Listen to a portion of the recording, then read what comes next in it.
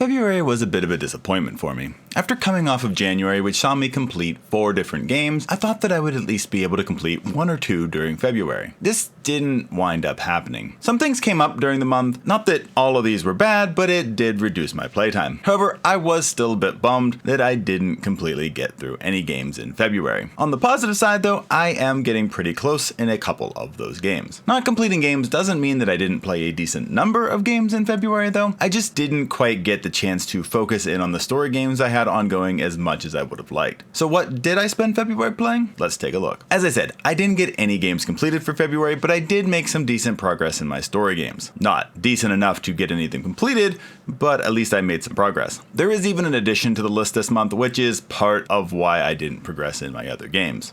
First story game is Yakuza 0. Even though I didn't get to complete Yakuza 0 this month, I was able to make it to the final chapter. Even though I am getting close to the end of the story, there is still a lot for me to do if I want to try for the Platinum Trophy in this game. I probably won't go for it right away, but I don't know yet if I'll play a little bit more trying to knock out some extra trophies that I think will be fairly easy to get before moving on, or if I'll just go for the end of the story and stick this game on the shelf for a little while after I hit it. The second story game is 9 Years of Shadow. I continued to enjoy 9 Years of Shadow in February, but 2 things slowed me down during the month. The first is that I just didn't focus on it as much as I wanted to. The second is that progress began to get quite a bit slower, and it was harder to figure out exactly where I needed to go. Even though my pace has slowed down, I do still enjoy the game quite a bit. While I don't love all the wandering around I've done to try to figure out where I need to go next, it's not terrible either. I have yet to get completely stuck, but I can understand why some may get a little frustrated with it as well. I'm currently at 65% or so in the game, so I've got a bit left to go through, but I'm at least well over the halfway mark of the game.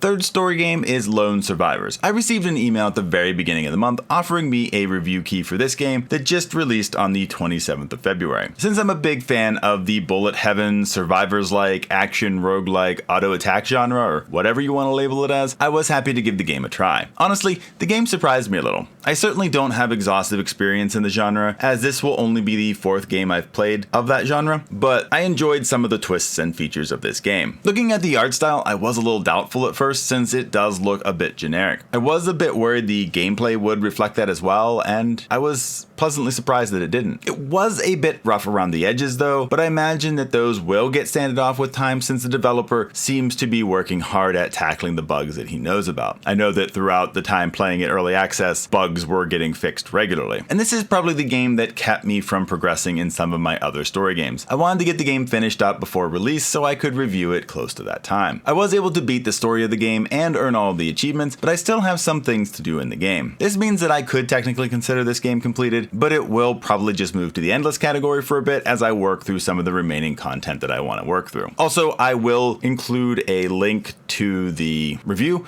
in both the description and in the video here. So if you want to check it out, want to learn a little bit more about this game, you can do that through those 2 ways. Moving on from story games, I'll be focusing on games that I call endless games. These are games that don't have clear-cut endings. They can be online PvP, arcade, sandbox, creative, simulation, or party games. There are games here that are monthly regulars and also games that will hop on and off the list depending on the month. I had a few more games from this category in February, but many of these games will be ones that you're familiar with if you've watched any of these videos before. I did have a game raised from the dead this month as well, so that'll be a little interesting.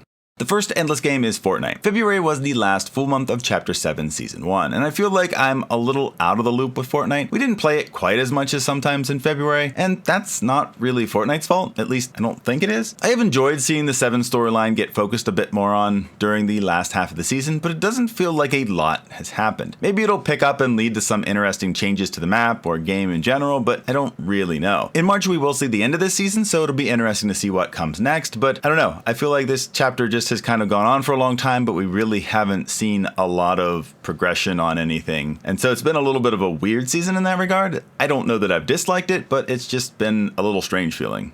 Second endless game is Marvel Rivals. Season 6.5 dropped near the beginning of February and brought Elsa Bloodstone into the game. While I didn't play her at all, she was powerful enough to get a nerf within the week that she released, so she seems like she's going to be a good and powerful entry to the roster. I've mainly been playing Emma Frost over the month, as well as a little tank pool and the rare Moon Knight or Jeff. I'm mostly stuck at Vanguard, which I don't entirely mind, but it would be nice to get a chance to play other things as well, a bit more often without throwing the whole team balance off. I still enjoy playing Marvel Rivals though, and this has become our go-to game for when we have like a half an hour or so to play together as a family.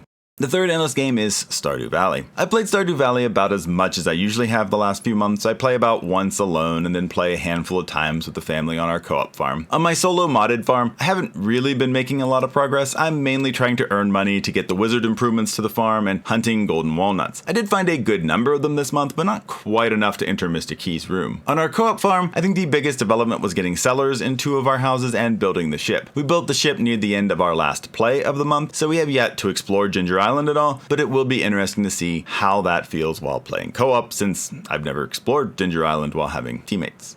Fourth endless game is Warframe. I played some Warframe during February, both with my kids and on my own. With the kids, we wound up completely finishing up all the locations for my daughter's star chart. Considering at the start of last summer she was only on Jupiter, I'm pretty happy with how we have finished everything up. Now we just need to figure out where to go from here when we play together. I know she does still have the 1999 quests to get through, so we haven't gone through those locations yet, but once she does that, that'll probably be what we go to next, but other than that, I'm not fully sure what we'll all be doing. On my own, I mainly just did the missions that gave the free Dagoth parts. I was able to do them all and craft Dagoth, which gives me another Warframe to my collection, and that's about all that I really accomplished in Warframe on my own last month. I didn't play it a lot, but I did play it a few times here and there.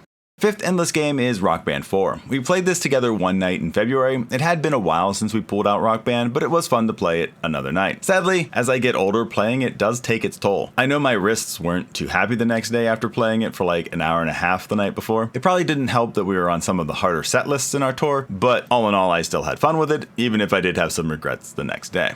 And the sixth and final endless game is Marvel Snap. In February, I went back to a game that I had once stuck on the completed list. I had enjoyed this game so much at one point that I wanted to go back and see how much I would still enjoy it. I'm so very behind in card collection now and probably won't really spend money on it and won't dedicate a lot of time to it, but it was fun to jump back into every once in a while. I'm not sure if my jump back in will last super long, but I have had fun reconnecting with this game. I've only been playing it on PC too. I'm not putting it back on my phone because I figure that just gives me too much temptation to play it more than I really want to be doing it at this point. I still only had one game in the achievements category for February. Maybe some month will come where another game gets placed in this, but it wasn't this month. That game is Ys Origin. I didn't play all that much in February, and what I did spend playing was focused on grinding levels. I tried beating the next boss that I had reached, but was defeated super easily, so I'm just working on getting some levels up so that I can beat that boss and progress more in the game. And that's what I played in February. While I am super disappointed that I didn't complete any games during the month, I do feel like I'm leaving myself set up pretty well for March. Hopefully, I will get a couple games finished and be able to get some new games started as well. I thought I would get at least a game or two finished for February, but that didn't happen, so who knows if my estimation will be correct. What have you been playing in February? Let me know in the comments, as it's always fun to see what others are playing and if you would recommend those games. I hope everyone had a great month and that you've been playing games that you enjoy. That's all for me though, so I'll see you in the next video.